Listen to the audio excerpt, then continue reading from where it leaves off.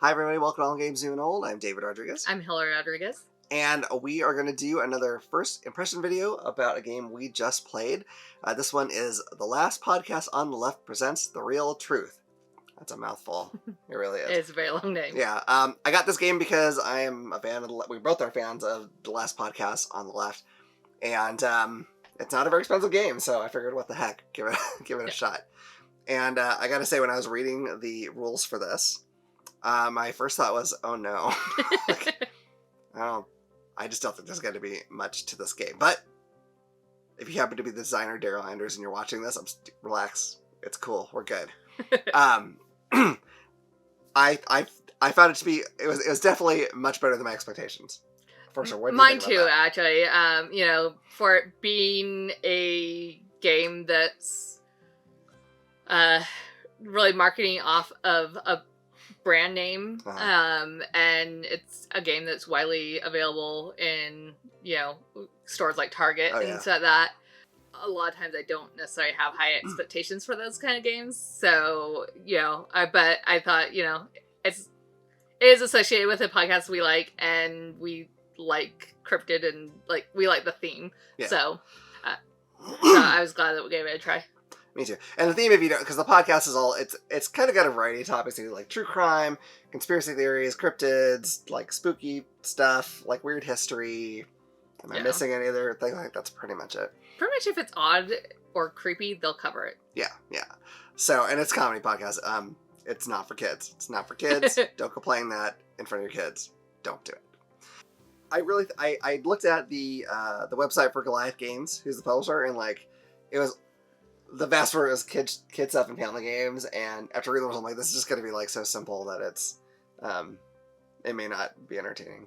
So, but I do think it's a light game, but there is some thinking to it, because you have to you're running around and you're defeating monsters and finishing missions, and you're trying to get points basically. But yeah, I actually found I enjoyed it pretty well. It kind of almost reminds me of a lighter competitive version of Pandemic.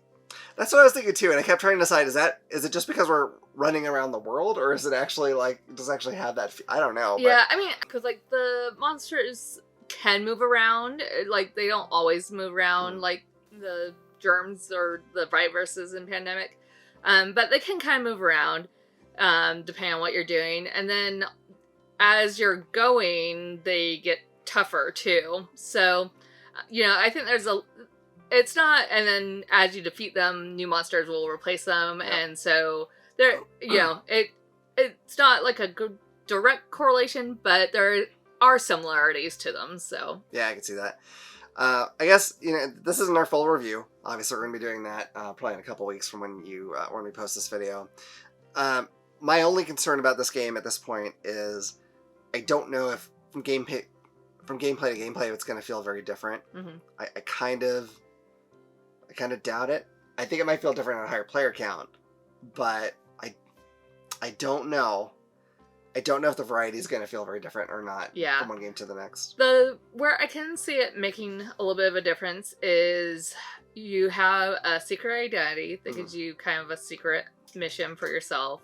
And then the missions are kind of randomized, and then the monsters are kind of randomized. So there's enough randomness that I think it will have replayability, but I can see this being a game where, once you kind of crack a code, there might be a code to crack with this game, and then you can just be really good at it every time. Yeah, I'm just, because the different monsters don't feel super different to me until they get if they get special abilities out that make them stronger, that kind of changes things up. But otherwise it's just what collection of resources do I need to beat them? So I'm wondering, I just don't know. We'll have to see, because I feel like the differences are going to seem minor, but maybe all combined it'll feel bigger than I think it will.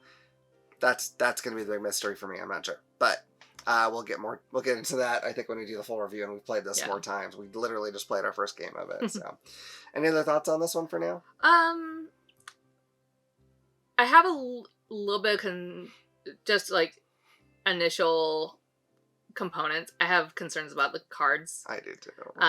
But We'll talk about that more on the full review. Yeah, I think so too. So, all right, so that is it. That's our first impressions of the last podcast on the left presents the real truth, and that review is coming soon. If you haven't listened and you listen because you saw this and the humor bothers you, don't blame me. I didn't do it. Everyone's humor is different. Leave me alone. It's fine. Okay, so anyway, I hope you've enjoyed this video. If you have, please hit like and subscribe and click the little bell icon so you can know about the next time we put out a video. Otherwise, look forward to seeing you all around the table again at All Games New and Old. Bye.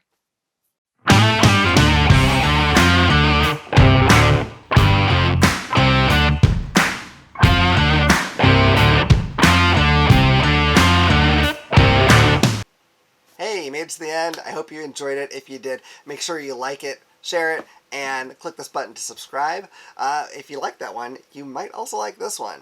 Or this one. I cannot believe what I did in that one. Holy cow. I can. Of course you can. All right. Anyway, we'll see you around the table. Bye. Bye.